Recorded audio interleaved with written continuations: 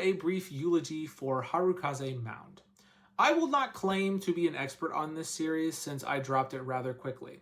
Actually, it's probably more accurate to say that I never really picked it up. The first chapter did not leave me with a strong impression. It didn't leave me with much of an impression at all, so I ended up not continuing it after the first chapter. I recognize now that this really isn't fair, and if I had been doing this review series at the time, I would have stuck it out a bit longer. This very week, I had planned on starting to catch back up to the series when I found out that it had ended last week. I looked through the chapter previews and I read the final chapter, and I could see that the art at least had some promise.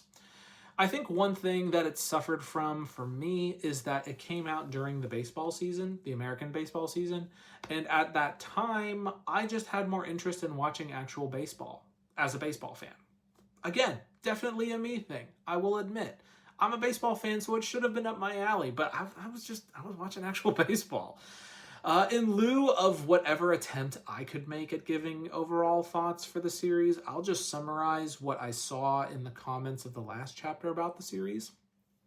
It seems like there was a general consensus that the art was good and that the story was good, despite it being meandering at times. And I think that one of the things that was mentioned was that was a real reason why they think or at least some of them thought that the series ended, was that it was kind of unfocused on what should have been the real, point of the series.